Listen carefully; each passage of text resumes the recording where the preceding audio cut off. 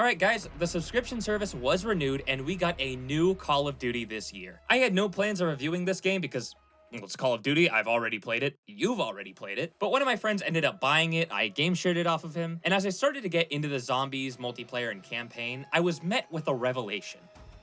Why not? So now that I've gotten past the wildly obtuse launcher and figured out how to actually play the game, let's get into this spoiler-free review of Call of Duty Black Ops 6. Now, like I said, you've already played this game before, especially the multiplayer. That's not a bad thing, I don't expect them to just suddenly revamp the gameplay loop they stuck to for 21 years, but you pretty much know what you're getting, and there's really only one way I can convey whether or not you'll like it. There are good Call of Duty multiplayers like Black Ops 1 and 2, and I'd argue Modern Warfare 2019, and there are bad Call of Duty multiplayers like World War II, Ghosts, and most notably, Vanguard. What the fuck even was that? Anyways, this for sure isn't the best, but it's definitely one of the good multiplayers. I do have a few complaints that I'll get out of the way now. Two issues I have off the bat are that there are only 2 shotguns, which seems weird, but the last multiplayer I really played was Cold War, so maybe that's more normal than I remember, and there were more than a couple of times that I spawned directly in front of an enemy. I also do think that this game has some great maps. I really love Subsonic, it's up there with Shipment and Babylon in this game, where it's the perfect size to be stupidly chaotic, but the map is basically a hangar at an airstrip, and I don't know why they included this, but players can manually open and close the giant hangar doors with the push of a button. I seriously have no clue why they added this, instead of just having them open permanently, as that opens up the map, gives you more approach options, and just makes the gameplay more fast-paced. When the doors are closed, you can only go around it outside, or walk through 2 very narrow hallways, essentially fucking you if someone with a shotgun is on the other side. I did glaze Babylon and Skyline a fair bit in my first impressions video, and while I do still like them a lot, they each have minor problems. Babylon's is that despite how small and fast-paced it is, there are still a few hidey holes that are frequently populated by piss-baby campers, which is a problem that Protocol has in spades. And Skyline is a really good standard Call of Duty map, but I just prefer the smaller ones more. I wish women felt the same way, but regardless. The miniature maps called strike maps that you play in for face-off mosh pit game modes are really cool too, and are exactly what I'm looking for, but my one problem is that I think this Mad Max post-apocalyptic map is supposed to be a version of Nuketown after the bomb dropped, and this isn't available in regular core, nor any version of Nuketown. Literally, as I was writing the script, they announced Nuketown DLC, so that's not going to be a problem for long, but my point still stands. Why wasn't that included in the base game? It's Black Ops! And the last part of this multiplayer bitching streak is something I've already talked about in my first impressions video, and that is Kill Order. Who the fuck designed Kill Order? This stupid Protect the President game mode is one of my least favorites I've ever played in any Call of Duty. It completely eliminates any element of skill in multiplayer and picks one person to be more durable with spare body armor and the ability to be revived. The longer that person stays alive, the more points they gain for their team. But since they're so durable and the TTKs are quick enough to be satisfying a majority of the time, that means if you get in a one-on-one scenario with the enemy HVT and start firing at the exact same time, 9 times out of 9, you are going to die. And with how small the strike maps are, it's much more likely you'll be firing at each other point blank, which means that if the HVT is carrying a shotgun, you never stood a chance, you poor bastard. Granted, usually these scum get what's coming to them. It is unbelievably easy to get flanked and destroyed, but since 10 other people in the lobby who aren't the HVT are just as likely to get flanked, and with the near impossible to win 1v1s with a fresh enemy HVT, I cannot find a reason to even bother with this game mode. Which brings me to the positives of the Black Ops 6 multiplayer, and what better way to start this segment than with the best feature Call of Duty has ever implemented in one of their games.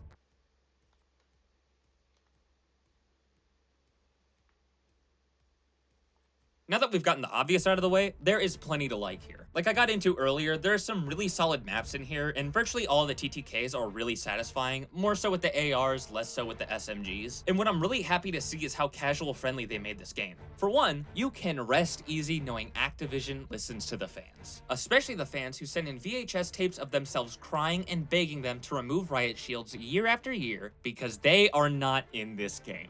My Instagram DMs are open, so you can thank me anytime you like. Another way this game is more casual friendly is how easy it is to camo grind. I've never seen the point of spending hours and hours playing a game as newcomer friendly as Call of Duty just to unlock skins I'll never use because I'm chasing a rarer skin, which will just become irrelevant in a year when the next game and the next camo grind comes out. Like, I understand grinding a more well put together game to get everything or 100% it, like Baldur's Gate 3 or Metal Gear Solid 5 or Cyberpunk 2077, especially because they're evergreen. They're single player experiences that don't have an expiration date rate dictated by how fast the community moves on. Granted, this is coming from a guy who likes to get platinum trophies, so it's just one loser calling other losers virgins, but all of this is to say that the ease of camo grinding in this game has made the hobby much more palatable. Really, all you have to do is get 100 headshot kills per gun, or just kills or kill streaks destroyed for launchers. And then for each of the next camos you unlock, like gold and opal, you have to do some easy challenge like 10 double kills. I don't know if I like this game or will play it enough with my friends to commit to sinking in the hours needed to finish the camo grind, but it definitely makes it a much less daunting task that you'll probably stumble into beating if you play it enough.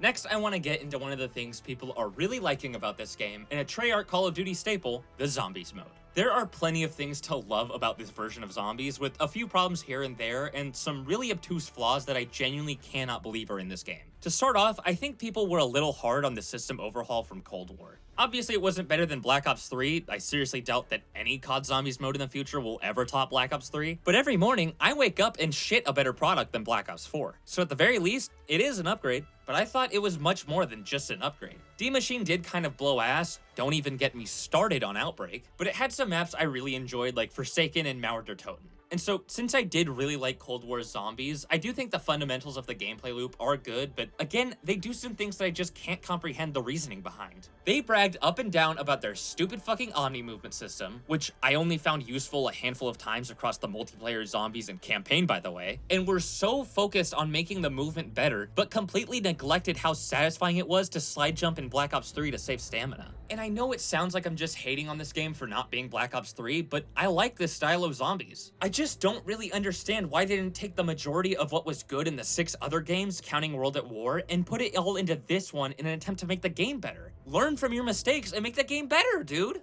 Outbreak was so unimpactful that I cannot remember anything about the Easter eggs, but it was so vile that I know I never want to touch that vermin again. So why is there stupid Outbreak bullshit in Terminus, like how huge it is and all the islands and spawning a boat to get out to those islands? And one of the most annoying parts is how they took the great parts of Cold War and made them worse. I understand having to level up to unlock the ability to spawn with a Semtex or Stim Shot, but why do I have to meet a level requirement to craft them? Now the only way to get them without leveling up is to hope a zombie drops one. Why do you have to wait till round 25 to get the Wonder Fizz, which is the only way to get Elemental Pop or Deadshot Daiquiri on Liberty Falls? Why aren't the shitty Gobblegums unlimited anymore? Why do you have to research augments and pick and choose which ones you want for perks, with research being stupidly confusing? Does the research progress off of games played, rounds played, or XP earned? Why the fuck is there no double tap or mule kick to what my base 4 I always picked in BO3? The gameplay is good enough to muscle through these problems, and they're not as big of a roadblock as I'm making them out to be, but they add up to be just big enough to be irritating at times. But I want to emphasize this. The gameplay is worth muscling through these problems. There's a big difference between the new and old style of Call of Duty Zombies, and while most see the new as a downgrade, I just see it as different. Yes, it is a little worse, but one problem that I had with the old style, especially when I was just starting out, was how immobile I felt. I die so many times because you can't do something as simple as vault over a railing, and while they did remove slide jumping, I do really appreciate just how free you are in your movement and how many escape options you have, from something as simple as jumping over railings to diving down the Pack-a-Punch elevator shaft into the water on Terminus. I like that you actually have death animations now instead of just the scoreboard popping on screen, and I like the freedom of the rarity system, which makes pretty much every weapon viable. Instead of having to avoid weapons you like in multiplayer because it sucks in Zombies, you can now essentially brute force your weapon to being good.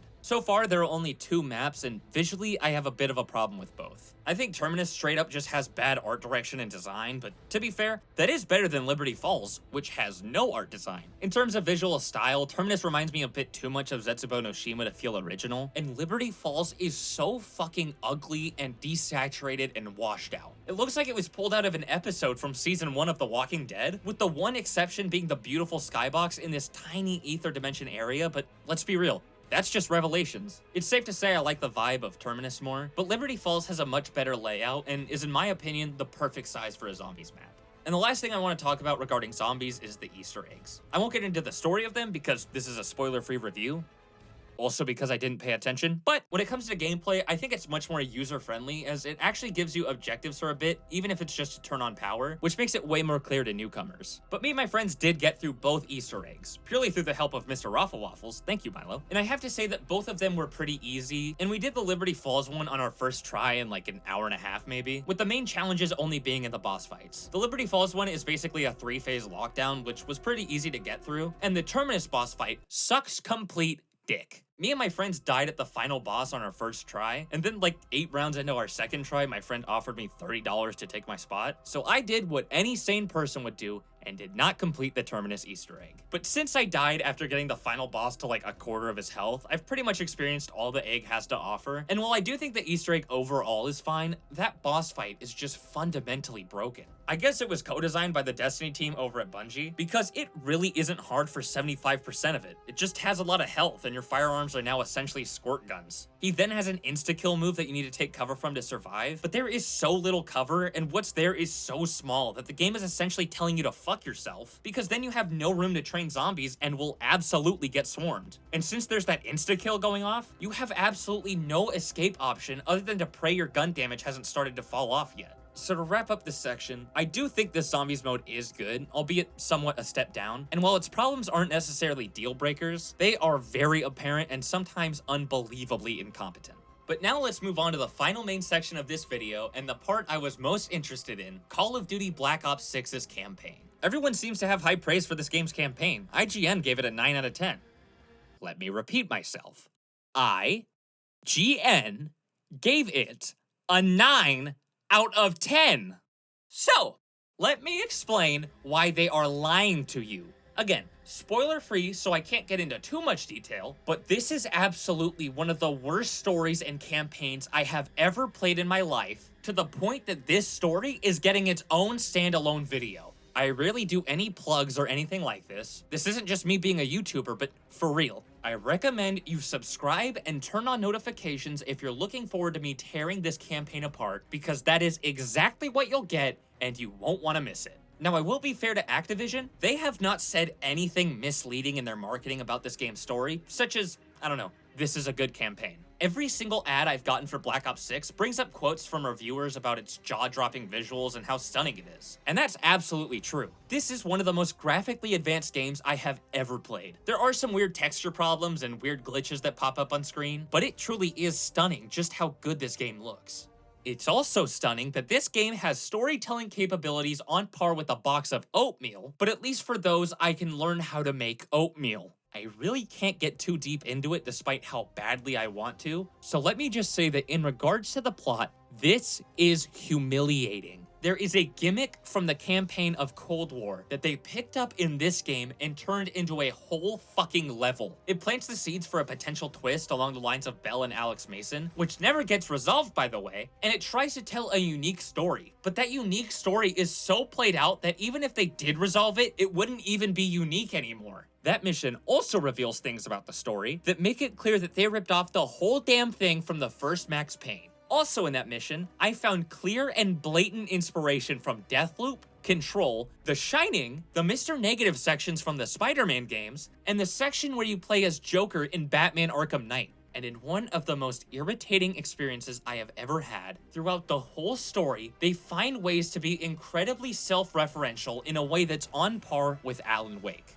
The reason it works for Alan Wake, though, is because it's earned and it's made with talent. I've never seen a game suck itself off so much and so badly. And let me tell you, the very last company that I want to see this type of artsy shit from is the company that released a half-baked shit show of a DLC and slapped on the title of Modern Warfare 3. I literally said in my last video that I would rather a game swing and miss than not swing at all, but I found an exception. They are so out of their element that their attempts to be artsy or do something out of their wheelhouse makes them fall flat on their face, and it's embarrassing. And that is the most apt word I can think of to describe this story. Call of Duty Black Ops 6's campaign is embarrassing.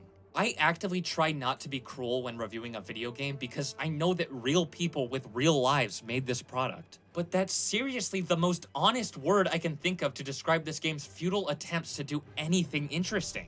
Like I said, there are so many plot lines in this game that get completely dropped, and at the end of each Call of Duty, they usually excuse the main group's actions no matter how asinine, and let me tell you, this is the most a Call of Duty story has ever swept under the rug. The characters are cool, especially the newcomer Marshall, I really liked him, but I've seen him 1,000 times before because characters in military games are a dime a dozen. And it also doesn't help that they are completely stupid. Stay calm. We're not here to hurt you. I will say that the basic plot of the story is a fine concept, with the very nature of the threat being somewhat of a conglomerate, but they completely forget about that and instead focus on one single person to be the villain who is just a cog in the machine of Pantheon. But it's not even just the story as a whole. Some of the jumping off points it takes are completely ridiculous. Like, I don't know why I didn't expect this, but making the sequel to a game called Cold War jump a few years into the future to directly after the end of the Cold War is a great idea. But they act like that has any impact on the characters at all. Their commanding officer essentially tells them that the crew are products of a bygone era who don't have a place in the world anymore. What? What the fuck are you talking about? They're fucking soldiers, dude. Just put them in a division that fits them. You're talking about them like they're the fucking Vanderland gang. And one of the worst parts is that it's rarely ever fun. It has some of the most broken mechanics I've ever seen. The main mechanic I'm thinking of, I don't want to outright say and ruin it for everyone, but it shows up in 2 missions, it's super inconsistent, and is something I've complained about being shoehorned into every game since 2016, which I thought Call of Duty was safe from. But like, look at this. That club sheet. Typical Yachty.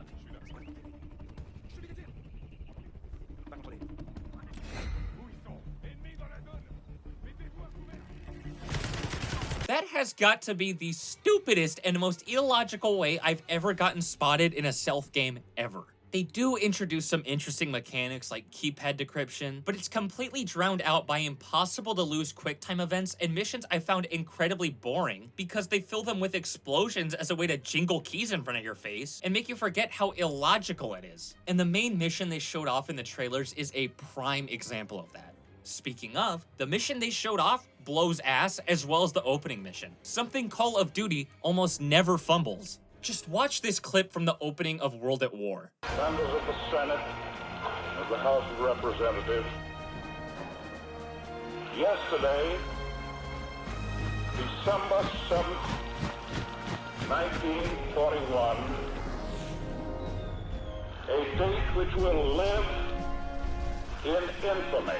Call of Duty used to mean something. It used to have artistic integrity, but they left that behind so long ago that they forgot about it completely, and now when they try to have it again, it's completely humiliating because they don't even know where to start. It has no interesting presentation or perspectives like World at War. Aside from certain very replaceable characters and elements, this game has no reason why it has to be set in the 1990s. It doesn't emulate that timeline in a way that stands out like Cold War did with the 80s, and its twists and potential twists are completely limp-dicked, unlike Black Ops 1. I genuinely would have dropped the campaign once I got to that stupid, auto-fillating level if I wasn't obligated to finish it for review. If you want to hear me get into specifics, please look out for my in-depth video, which should be one of my next 2 to 4 videos. So with a mostly good but flawed multiplayer, a mostly good but flawed zombies mode, and one of the worst campaigns I have ever played, which, by the way, is a bar Call of Duty set, I have come to the conclusion that this game, in my opinion, is pretty much average.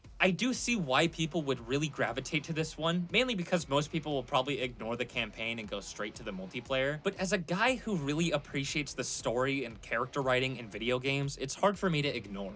Looking at just the solid gameplay and how badly the campaign drags it down, I really want to give this game like a 4 or a 4.5 out of 10. But damn, are those other 2 game modes so much fun. So I'm giving the entire package of Call of Duty Black Ops 6 a very apt 6 out of 10. I want to reiterate for anyone new, I use the whole scale. 7 isn't the lowest it goes. 5 is impressionless, neither good nor bad. Anything below that is at least somewhat bad, and anything above it is at least somewhat good. And I think this game is a 6 out of 10 because it is a flawed but very fun game that honestly has little to no substance, especially since it's going to be replaced in a year. Here's hoping Activision gets it together and we can actually get past the fucking launcher next time.